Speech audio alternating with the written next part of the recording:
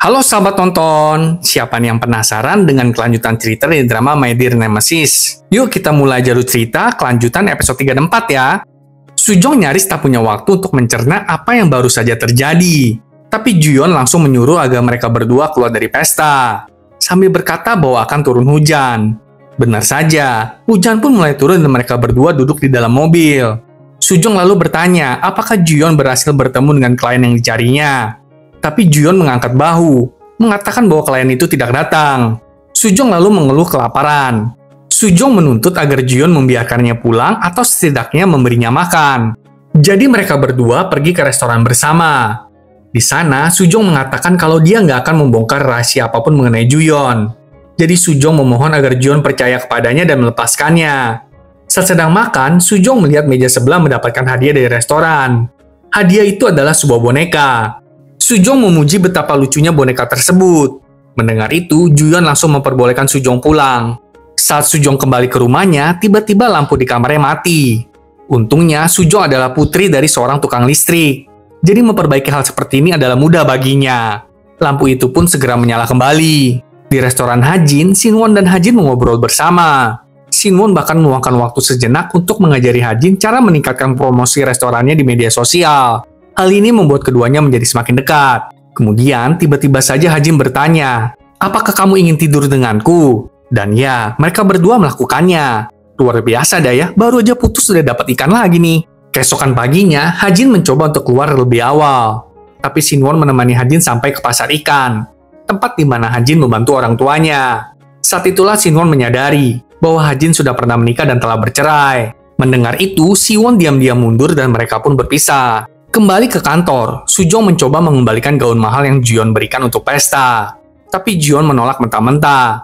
Dengan alasan seharusnya Sujong mengembalikan gaun itu dalam keadaan sudah di laundry. Juyeon mengatakan kalau Sujong tidak memiliki etika.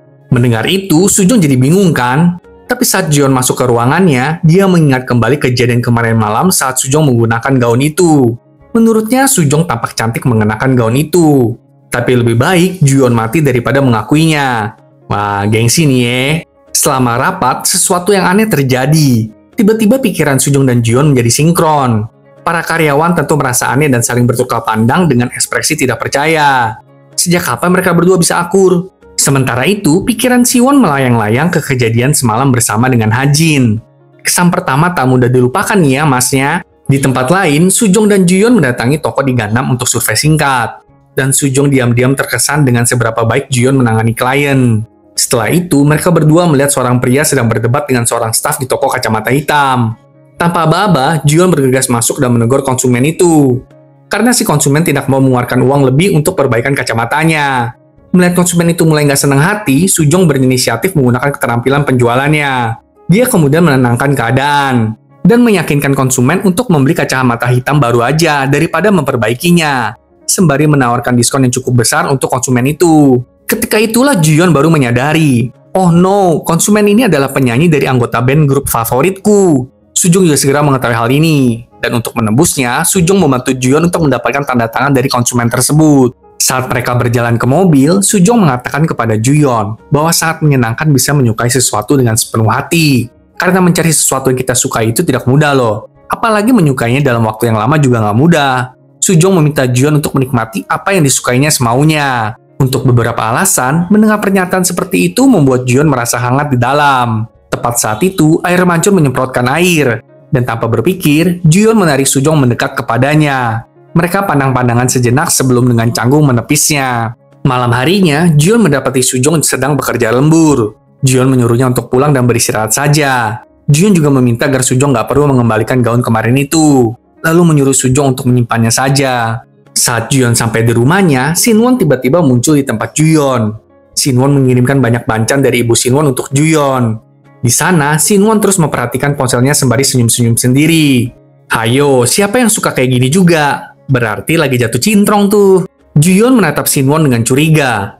Ada apa dengan senyum aneh itu? Sinwon mulai mengoceh tentang takdir, yang memicu ingatan Juyeon yang telah lama terkubur. Itu adalah pengakuan cinta tragis Juyeon kepada gebetannya semasa kecil. Ya benar, si Strawberry. Tapi kok Juyeon nggak sadar sih kalau Sujong adalah si Strawberry? Aduh ampun deh, namanya juga drama ya kan? Keesokan paginya, Juyeon masuk ke ruang rahasianya. Itu adalah tempat perlindungannya yang penuh dengan mainan, komik, dan koleksi barang-barangnya.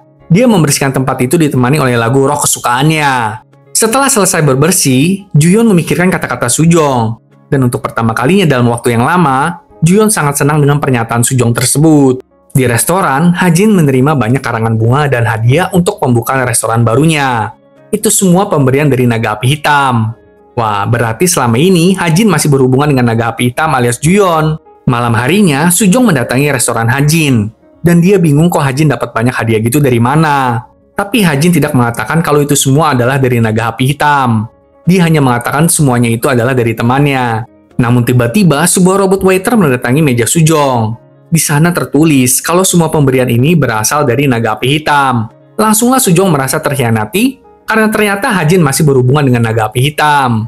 Hajin mengatakan kalau dia tetap menjalin komunikasi hanya untuk urusan main game aja kok, buat naikin level aja. Keesokan harinya, Juyeon dan Sujong tiba di kantor pada waktu yang sama. Di dalam lift, Sujong mencondongkan tubuhnya mendekati Juyeon untuk melihat jam tangan mahal Juyeon, yang membuat mereka jadi pandang-pandangan lagi. Tapi pada saat itu, lift pun berhenti, dan Bukwon berada di depan lift melihat keduanya. Kepanikan pun langsung terjadi. Tapi dengan segera, Sujong memecah suasana dan pergi meninggalkan lift. Saat mereka berjalan, tiba-tiba ada mainan kapsul telur di lantai. Bukwon dan Sujong mulai bertanya-tanya siapa pemilik mainan itu. Juyeon melihat itu langsung panik dan bergegas ke rumahnya untuk memeriksa koleksinya. Sepertinya itu benar salah satu mainan dari Juyeon.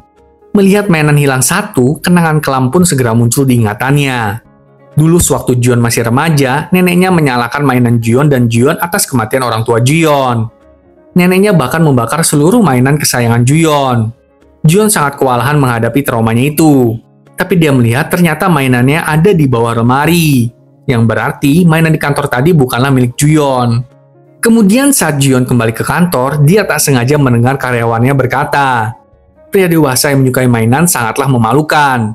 Dan yang lebih parah, Sujong ada di sana bersama para karyawan itu. Juyeon merasa kalau Sujong juga sependapat dengan yang lainnya. Suasana hati Juyeon langsung hancur seketika itu juga deh. Setelah itu Juyeon memanggil Sujong ke ruangannya. Juyeon menuntut Sujong untuk mengembalikan gaun kemarin itu. Juyeon bahkan menghina Sujong dengan kata-katanya yang pedas. Sujong kesal dengan perkataan Juyeon dan mengatakan kalau dia akan mengembalikannya hari Senin. Sujong sebenarnya sudah menjual gaun tersebut. Dan karena ingin memperbaiki keadaan, Sujong kembali mengirim pesan kepada pembelinya. Mengatakan kalau dia menginginkan gaun itu kembali. Dan Sujong akan mengembalikan uangnya. Tapi si pembeli malahan memblokirnya. Wah, nasib oh nasib. Keesokan harinya, Juyeon menerima paket. Itu adalah pesanannya, sebuah lampu baru untuk kamar rahasianya. Namun tiba-tiba stop kontak di rumahnya mati. Jadi Juyeon butuh perbaikan listrik. Juyeon langsung menelepon sebuah toko, tanpa menyadari bahwa itu adalah toko ayah Sujong. Karena letak rumah Juyeon jauh dan ayah Sujong terlalu sibuk saat itu, sehingga ayahnya mengirim Sujong untuk menggantikannya. Sujong akhirnya tiba di rumah Juyeon. Dia memasuki rumah Juyeon seperti arahan yang telah Juyeon berikan melalui pesan chat. Sementara itu, Juyeon berada di mobilnya dan mengawasi Sujong dari CCTV. Tapi Juyeon melihat dari CCTV kok teknisinya seorang wanita. Jadi dia menelepon nomor Sujong dan bertanya, kok teknisinya wanita? Tadi saya telepon ke seorang pria kok. Sujong menenangkannya dengan mengatakan kalau dia adalah putri dari pria tersebut. Dan keahliannya sama kok dengan ayahnya. Saat itu, Juyeon belum sadar kalau teknisi tersebut adalah Sujong. Tapi ketika Sujong sedang berdiri di depan ruang rahasia itu, Sujong melihat sesuatu yang mencurigakan. Itu adalah kacamata hitam bertanda tangan penyanyi rock kemarin itu. Langsunglah Sujong menyadari kalau ini adalah rumah Juyeon. Saat Sujong menyebutkan nama Juyeon, segeralah Juyeon berlari ke rumahnya. Tapi terlambat, karena Sujong sudah membuka pintu ruang rahasia Juyeon. Dan Sujong ternganga setelah melihat ruangan dan isi dari ruangan tersebut. Kita lalu diajak kembali ke kilas balik yang menyayat hati. Saat itu, Juyeon kecil tersenyum lebar, mengobrol dengan ayah dan ibunya di dalam mobil. Mereka sedang menuju ke acara anime gitu. Namun dalam perjalanan, ayah Juyeon teralihkan oleh percakapan mereka. Dia tidak melihat truk di depannya, sehingga terjadilah kecelakaan brutal. Dalam waktu yang cepat itu, orang tua Juyeon melindungi Juyeon. Akibatnya, orang tua Juyeon kehilangan nyawa mereka dalam prosesnya. Setelah kejadian itu, nenek Juyeon menyalahkan Juyeon sepenuhnya. Pokoknya, setiap hari nenek Juyeon selalu menjadikan Juyeon sebagai objek kebenciannya. Maka karena itu, Juon berinisiatif untuk mendedikasikan dirinya sebagai pengganti ayahnya. Dan demi mendapatkan pengakuan neneknya, Juon berusaha sedemikian rupa sampai semua hal direnggut darinya, termasuk hobinya sendiri. Karena itulah, Juon membangun pelariannya sendiri. Itu adalah ruangan tersembunyi yang dipenuhi dengan segala hal yang membuatnya nyaman. Kembali ke masa sekarang, di mana Sujong akhirnya menemukan ruang rahasia Juon. Dan Sujong langsung terpesona. Bahkan saat Juon masuk ke ruangan itu, Sujong dengan terus terang memuji ruangan tersebut. Namun Juon mencari-cari alasan, mengklaim kalau itu adalah kamar keponakannya. Sujong sebenarnya tidak mempercayainya, tapi ikut aja deh bermain dengan kebohongannya Juon. Sujong lalu mulai beraksi untuk memperbaiki listrik. Dan ketika Sujong meminta Juon untuk menguji perbaikannya, musik pun menyala dengan sangat kencang. Sujong tentu terkejut mendengar suara yang begitu kencang. Dia juga melihat Juon mulai menari tanpa berpikir. Sujong lalu melihat sekitar dan dengan santai mengambil buku komik. Tapi tiba-tiba saja, Juon langsung menerjang Sujong. Intinya, Sujong nggak boleh sentuh apapun di ruangan itu. Saat itulah Sujong mengklaim kalau dia tahulah ini ruangannya Juon bukan keponakannya. Secara Juon kan cucu tunggal. Tapi alih-alih mengejek Juon, Sujong hanya menerimanya saja. Mereka pun pandang-pandangan sejenak. Dan ketika Sujong hendak melangkah, dia tersandung kabel. Dan Juon menangkapnya. Aksi begini selalu ada ya di drama romansa. Ketika Sujong hendak pulang, dia berkata kalau sepertinya dia nggak bisa mengembalikan gaunnya hari Senin besok. Tapi Juon menyuruh Sujong melupakannya. Dan mengeluh kenapa Sujong menjual gaun hadiah darinya. Mendengar itu, Sujong jadi bingung loh, gaun itu hadiah toh. Pada saat yang sama, Sujong menerima telepon yang memberitahunya kalau ayahnya ada di rumah sakit. Tanpa ragu, Juon langsung berinisiatif untuk mengantar Sujong ke rumah sakit. Dokter di rumah sakit mengatakan kalau ayah Sujong mengalami patah tulang dan sudah dioperasi. Juon juga memberi ayah Sujong kamar VIP. Sujong tentu berterima kasih kepadanya. Dia tersentuh oleh kebaikan Juon yang tak terduga. Setelah itu, Juon pun pergi. Tapi ternyata Juon kembali lagi sembari membawa sesuatu. Saat itu, Juon melihat Sujong duduk sendirian dan sedang menangis. Alih-alih menghadapi Sujong, Juon memilih untuk mengiriminya pesan teks. Sekarang mereka berdua udah saling tahu nomor ponsel masing-masing karena urusan betulin listrik. Juon juga meninggalkan sesuatu untuk ayah Sujong dan Sujong. Itu adalah minuman herbal berserta sebuah boneka. Boneka yang kemarin itu Sujong bilang lucu. Sujong tentu senang melihat boneka itu. Keesokan harinya di kantor, seorang wanita bernama Buyun dari tim hukum mendatangi tim Sujong. Ternyata dialah pemilik dari kapsul telur kemarin itu. Sementara itu di rumah sakit, adik laki-laki Sujong datang dan bersikeras ingin gantian jaga dengan Sujong. Setelah beberapa kali berdebat, Sujong membiarkan adiknya untuk mengambil alih. Sedangkan Sujong mendatangi rumah Juon lagi. Karena kemarin Sujong meninggalkan perkakasnya di rumahnya. Tapi tepat saat Sujong akan pergi, mobil Sujong tidak mau menyala. Melihat itu, Juon segera membawanya ke bengkel untuk diperbaiki. Saat sedang menunggu mobil Sujong diperbaiki, Juon dengan santai mengatakan bahwa dia melihat Sujong menangis di rumah sakit kemarin. Karena malu, Sujong awalnya mencoba menepisnya. Namun akhirnya dia mengakui bahwa dia menangis bukan karena ayahnya, tapi karena mengingat kematian ibunya. Ibunya dulu sakit parah dan meninggal di rumah sakit. Juon mendengarkan Sujong tanpa menghakimi. Juon juga memberikan penghiburan untuk Sujong. Kemudian Juon meminjamkan Sujong sebuah mobil. Karena sepertinya mobil Sujong membutuhkan waktu lebih banyak untuk diperbaiki. Karena Juon bersikeras, Sujong pun menerima tawaran itu. Keesokan harinya saat Sujong dan timnya sedang rapat, tiba-tiba Sujong mendapatkan telepon dari Juon. Juon menyuruhnya mengirimkan file yang ada di komputer di ruangan Juon. Mau nggak mau Sujong harus mengakses komputer Juon kan? Dengan malu, Juon memberitahu kode sandi komputernya. Ayo, coba tebak apa kode sandinya. Kode sandinya yaitu aku adalah iblis. Kepikiran gak sih? Malam harinya di rumah sakit, Sujong kembali mengingat password dari komputer Juon, dan dia menertawakannya. Sementara itu di restoran, Sinwon mendatangi Hajin dan mengajaknya berkencan. Tapi hasilnya penolakan yang brutal. Nasib buruk deh buat masnya ya. Besoknya di kantor, Sujong dan Juon mengadakan rapat. Kemudian Sujong memberikan Juon susu coklat. Sujong meminta Juon untuk menikmati minumannya. Dan kalau nanti ditanya orang, bilang aja Sujong yang meminum susu itu. Dengan hati yang penuh, Juon pun menikmati susu coklat kesukaannya itu. Malam harinya, Hajin sedang tidak membuka restorannya. Dia sedang berjalan-jalan. Namun tiba-tiba Hajin berpapasan dengan Juon. Juon sebenarnya ingin menghindari Hajin.